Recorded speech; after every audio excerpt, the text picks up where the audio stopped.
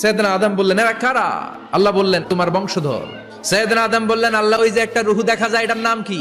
এটা তোমার ছেলে দাউদ, সে দুনিয়াতে নবী হয়ে আসবে। সাইয়েদনা আদম বললেন, মাবুদ, আমার ছেলে দাউদের কত বছর হায়াত আপনি দিয়েছেন? আল্লাহ বললেন, মাত্র 40 বছর। সাইয়েদনা আদম বললেন, মাবুদ, এত ফুটফুটে সুন্দর আমার ছেলে দাউদ, মাত্র 40 বছর দিলেন কেন? আল্লাহ, আপনি বাড়ায় দেন, আল্লাহকে বাড়ানো যাবে না, লেখা হয়ে গেছে। সাইয়েদনা আদম বললেন, আমার 1000 বছর থেকে 60 বছর আমি আমার ছেলেরে দিয়ে দিলাম।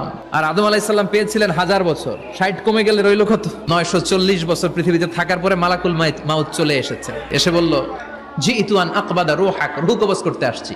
আদম আলাইহিস সালাম বললেন, রূহ কবজ করতে আসছো মানে? আমি বাঁচমু 1000 বছর। মালাকুল মাউত বললেন, না না, ওই যে আগের কথা স্মরণ করেন, আপনি 60 বছর দিয়া দিছিলেন। কয়, না, আমি দেই নাই। মালাকুল মাউত বলে, আল্লাহ, ঘটনা দেখেন, দিয়া কয় দেই নাই। আল্লাহ কয়, থাক, কথা কইস না, আয়া পর। ভুলে গেছেন উনি। সেদিন থেকে আল কিতাব ওয়া শুহুদ, মানে লিখে রাখার সিস্টেম আর সাক্ষীর সিস্টেম চালু হয়েছে।